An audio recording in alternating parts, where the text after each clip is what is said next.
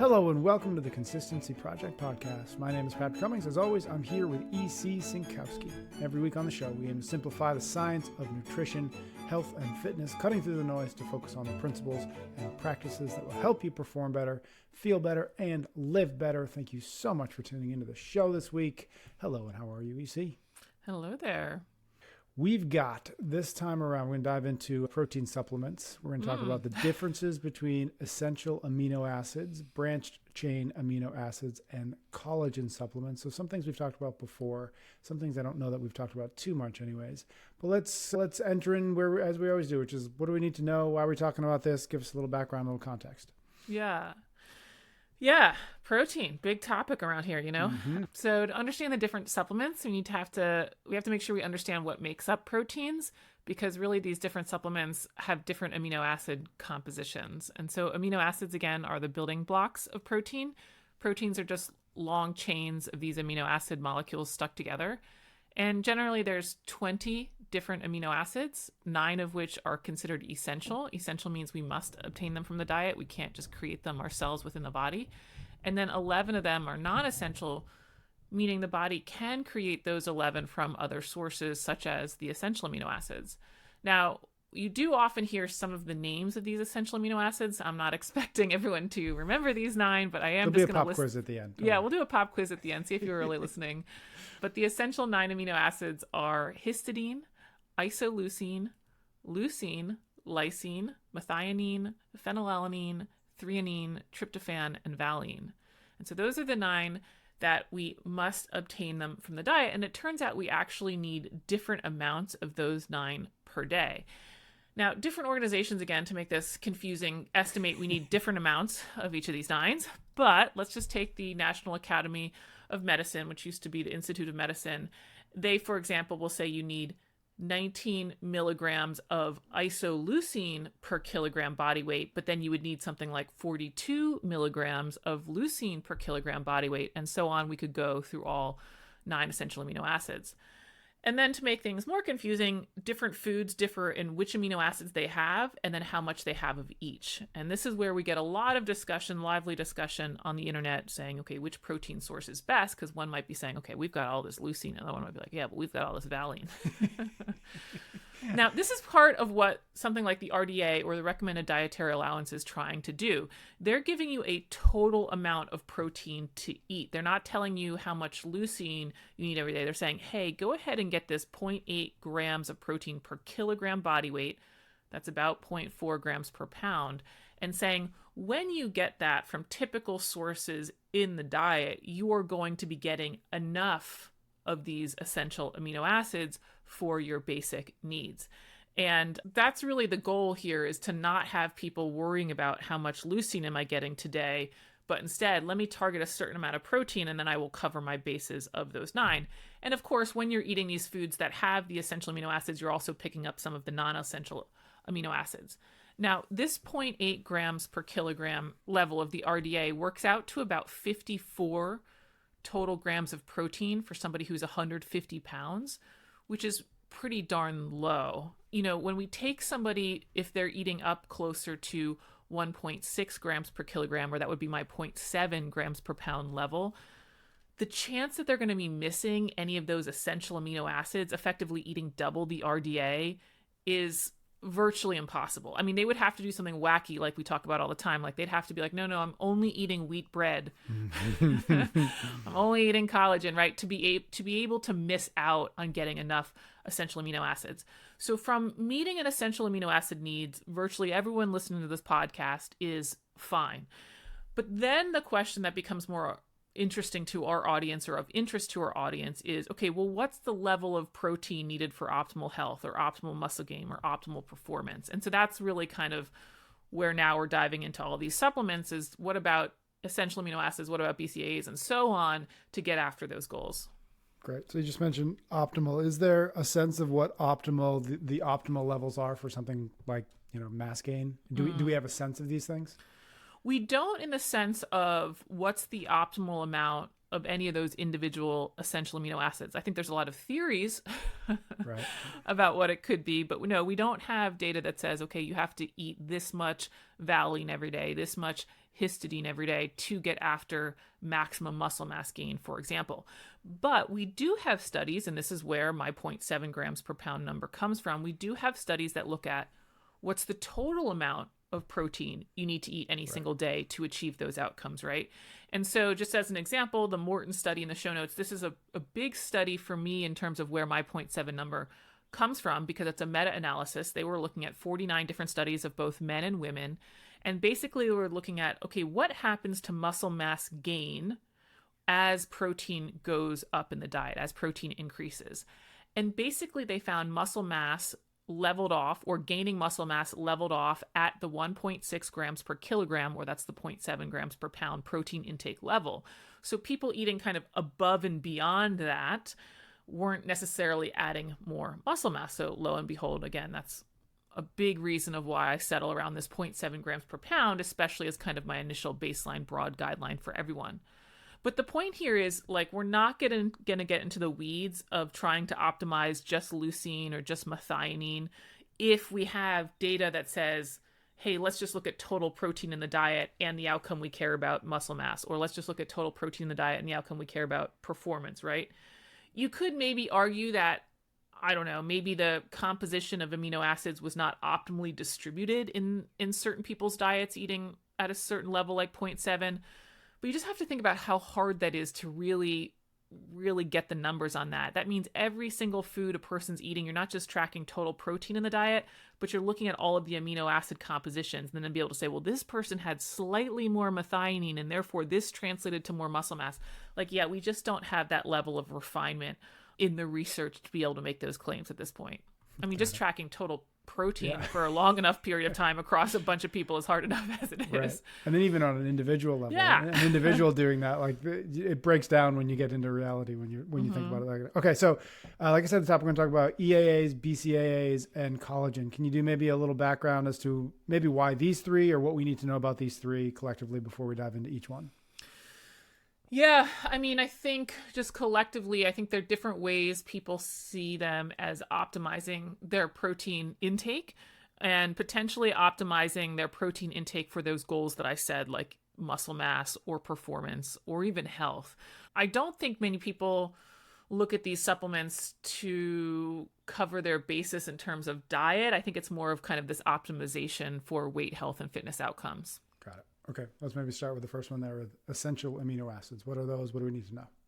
Yeah, I mean, I think that kind of gives it away in the title, right? The essential amino acids, you're going to get into all the essential 9. And that's typically, I actually haven't ever tried this supplement. I've certainly tried a lot of wacky supplements in my day, but I haven't actually tried just essential amino acids. So I just took one randomly off of Amazon that I came across. And yeah, it contains all 9 essential amino acids that I listed out. And I'm just going to use leucine as an example. That's one of the essential 9. It's something that we're going to come back to, but people tend to focus on leucine. In one serving of this essential amino acid supplement on Amazon, you get 205 milligrams of leucine. Now, the essential amount of leucine I said earlier was 42 milligrams of leucine per kilogram body weight. So that means for a 150-pound person, they would need 2,864 milligrams of leucine a day. Again, this supplement's at 205 milligrams. So taking this supplement gets you about 7% of your essential need of leucine each day. Okay, fine enough. Let's compare this to food. Let's take chicken breast. Maybe you're going to have about 100-gram serving, or 3.5 ounces. You'll get about 23 grams of protein in that, and you're also getting about 1,861 milligrams of leucine. So in one measly chicken breast serving, not even that big, 3.5 ounces, you're already at 65% of your daily need for leucine, where with the supplement, you're only at 7% of your daily need. So I think a couple points there is, like, food is a source of these essential amino acids. You don't need a supplement for that. And then secondly, a supplement doesn't mean that you're getting anywhere near the total amount that you need each day, right? So I think sometimes we get into this trap of thinking, oh, I'm taking this supplement, which I'm sure advertises, good for muscle growth, muscle support, or whatever the heck it says. I'm doing all this stuff that I need to do, and you actually might not be. You might not be getting enough total protein a day. In fact, your supplement is a worse source than many food options. And, I said I don't know if a lot of people are taking these supplements from like a dietary need or baseline intake point of view, I guess some people who might be, let's say, eating really plant-based might be worried that they might be missing out on some of the essential amino acids. But even if you take something like tofu, when you get 20 grams of protein in tofu, you're getting about 1,600 milligrams of leucine, which is pretty darn close to that chicken breast. And I mean, everyone listening to this is eating way more than 23 grams of protein or 20 grams of protein on the day total, right? So this is where, again, if somebody is getting anywhere near my 0.7 grams per pound, we're totally covering our bases in terms of essential amino acids, assuming they're not doing the 100% wheat bread diet. Right. Okay, so let's jump into the next one. BCAAs, same essential issues with that one. Yeah. Yeah, pretty much. I mean, a little bit of the same. I do also want to kind of highlight leucine here, but BCAAs, as you kind of mentioned at the top, that's short for branched chain amino acids. That really refers to just a similarity in their chemical structure. And there's 3 branched chain amino acids. All 3 of these are 3 of the 9 essential amino acids, but they are leucine, isoleucine, and valine are these BCAAs. Now, again, there's a lot of focus on leucine, and the reason there's so much focus on leucine is because it triggers MPS, or it triggers muscle protein synthesis. It's what needs to be there to get this process going to build new muscle, which of course we're all very interested in. But I think, we have to catch ourselves. Initiating muscle protein growth or starting muscle protein growth is not the same thing as having all of the ingredients necessary to build muscle. As an analogy, I was thinking about it, the first step in baking a cake might be getting the bowl out of the cabinet to mix all the ingredients, but just having the bowl there isn't baking the cake. I need the flour, I need the butter, I need the sugar. So this sort of hyperfixation on leucine, or even hyperfixation on the BCAAs, overlooks the fact that we have 9 essential amino acids, not 1, not 3, but we have 9 essential amino acids, and you need all 9 essential amino acids to actually build muscle mass, not just start the process, right? So that's why we can't be just focused on, okay, BCAAs are going to be my savior here for muscle growth. Now, I did also pick a popular brand of BCAAs off of Amazon to take a look at. They do end up containing way more of the amount of each of these essential amino acids than that last supplement of EAAs. For example, a popular brand contained 3,500 or 3,500 milligrams of leucine, which is already above what you need just in this supplement alone. But remember, what did I say? A serving of chicken breast at like 23 grams of protein gives you 1,861, and you're trying to get up to 2,864. So that by the time you would get to something like 100 grams of protein on the day, which is where this 150-pound person would be off of my recommendations, you're already going to be well over even what you're getting from this BCAA supplement. By the time you get up to that 100, 105 level of protein that I would recommend for a 150-pound person, you're probably going to be 5, 6, maybe even 7 times, depending on your choices that you make, the level of leucine that you need on the essential level. So that's really kind of the point here, is these EAAs and the BCAAs, you're getting them already from your foods, and especially once you get to kind of the level that I recommend.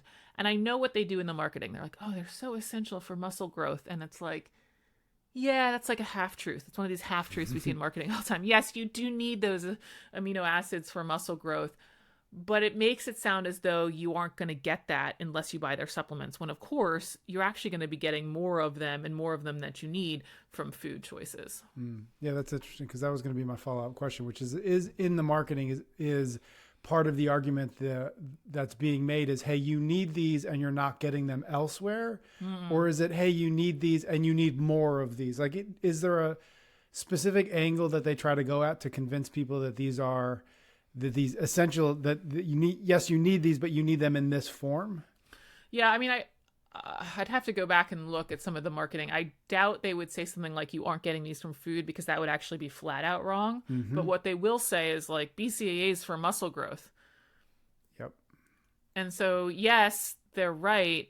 But what they're not telling you is you don't need them for muscle growth, because they want to sell their product. Yeah, and so that's where we get lost. You don't understand it.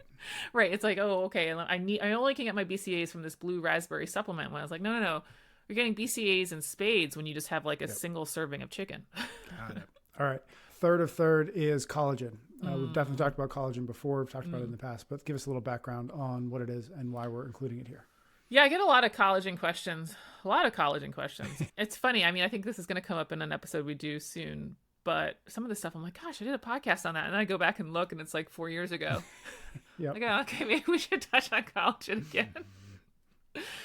Maybe 4 years ago wasn't that recent. Yeah, so collagen, it's one of the most abundant proteins in the body. You know, it's in a lot of our connective tissue like cartilage and bones and tendons and ligament, and of course skin. I think that's why a lot of people know about collagen, which we'll talk about in a second. But it's everywhere. It's also in blood vessels, it's in the gut, it's in discs in your back, it's in your teeth. So it's even in your surrounding some of your muscle cells. So you know, I think a lot of us think about skin or hair when we think about collagen, but that's kind of just a fraction of the places that collagen is used in the body. Now, the composition of amino acids that make up most of the collagen protein are glycine, proline, and hydroxyproline. Now, we haven't heard those names before, which means that none of those amino acids are actually essential amino acids. So most of the amino acids that are found in collagen are non-essential. And I think that actually makes sense. If the most abundant protein in our body required a really specific food source or only could be made by like really specific ingredients, we might have a problem. Conversely, when we have this protein that can be made from both essential amino acids and non-essential amino acids, like then we are able to build it in much greater volume and use it in lots of different places because we can get it so frequently from our food, right? So I think it just sort of makes sense that it's made up of non-essential amino acids. But I think the general line of reasoning for collagen supplements is if the body uses these amino acids to make collagen, is it better if I just give my body those amino acids directly, even if they are non-essential for things like my skin and my joints, etc.? Cool. So as mentioned, we did do an episode apparently 600 years ago. So maybe anything new between 600 years ago and today, as you were looking at this, like any new research, anything that updated your own thinking? Yeah, there has been some new research, but if anything, it kind of strengthened my prior opinion that my belief right now is I don't think you need to take collagen for specific, skin outcomes or joint outcomes, although we'll get to that. And so there was this more recent, I should say, review article by Rostad in the show notes from 2022, admittedly still years ago, but actually after our first podcast. Yep. And one of the things that they say in there, I think is just so important. It's actually just in the introduction, but quote, the molecular mechanisms by which oral collagen supplements are proposed to preferentially localize to the dermis, that's the skin, has not been proven, end quote. So it's sort of assumed that when I take this collagen supplement that has the amino acids that are used in skin, that it's going to go through my digestion process, it's going to go into circulation, and then those amino acids are just going to go directly to my skin wrinkles and repair them. And it's like, we don't actually have that evidence that it's that specific, or that there's this homing device that the collagen you eat goes to the areas that you want to repair and stuff like that. And so that's a big limitation when we're trying to take something like collagen to improve our skin. And when you look at the research, one of the main problems for me in terms of the research is to make those claims is that oftentimes the placebo that they use to compare collagen to is maltodextrin, and maltodextrin is a sugar. So they're taking collagen, a protein, and comparing it to the action of a sugar, and then claim, okay, well, it's collagen that's doing all of the work here. And I'm thinking, well, is it just more protein that's doing all of the work here? What I would want to see is a study where they compare collagen intake to, let's say, whey protein, and then see if there's actually any difference in, let's say, skin wrinkles, because then we'd be able to say, no, it's unique to collagen, instead of right now where I think there's this kind of muddy area. It's like, well, we're not really comparing it to another protein. Mm-hmm. I think the other thing that the Rostad paper does quite well is it brings up the fact that collagen research is biased primarily because it's often funded by the supplement industry. And so I was really lucky to record this podcast now because literally a week ago, a 2025 systematic review and meta-analysis of randomized control trials came out. This is the Mayung paper in the show notes looking at collagen supplements and skin aging, combining the results of 23 different trials with almost 1,500 people. And their conclusion was that collagen supplements did actually improve skin hydration, elasticity, and wrinkles, which I know sounds promising, but here's the catch. They then looked at the results according to where the studies got funding from. Quote, studies not receiving funding from pharmaceutical companies revealed no effect of collagen supplements for improving skin hydration, elasticity, and wrinkles, while those receiving funding from pharmaceutical companies did show significant effects. End quote.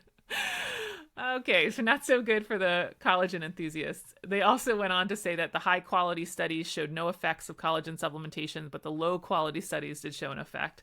So really, the evidence does not suggest that collagen is doing anything specifically and uniquely for skin aging at this point, which is basically what I said years ago and said, okay, let's just see if increasing protein helps kind of those outcomes.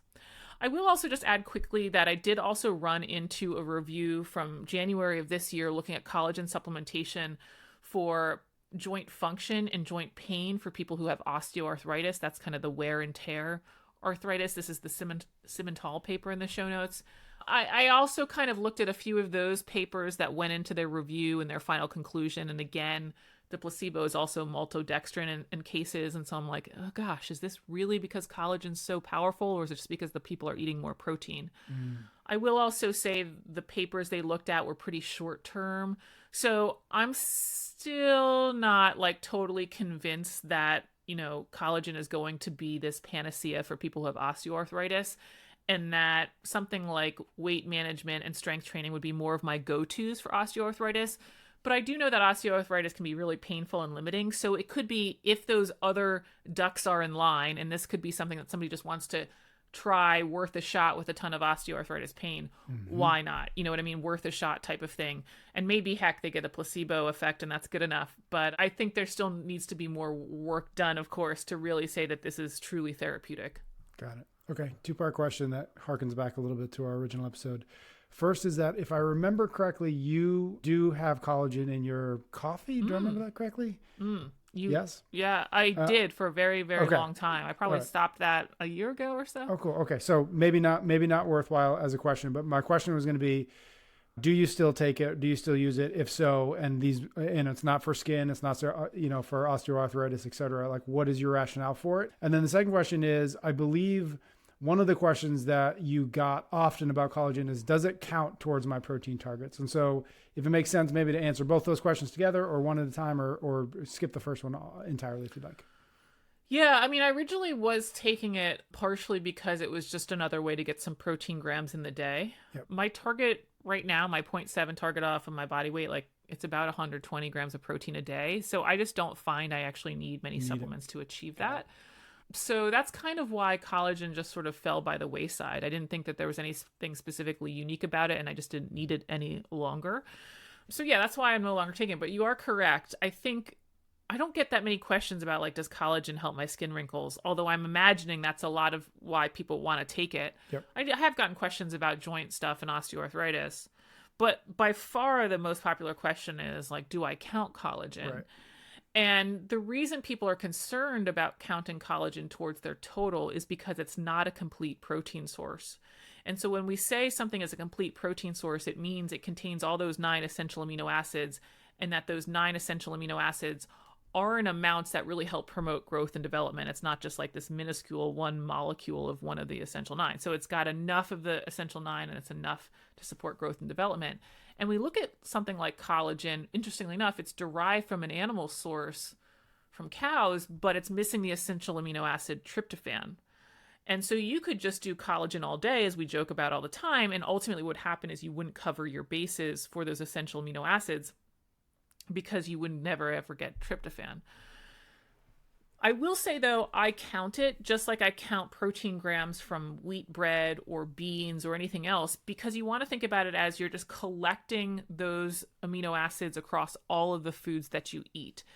And so there's no reason not to count it. So long as it doesn't become a huge percentage of your total protein in the day, it still has some of the essential 9, and you're just going to want to include that in your total.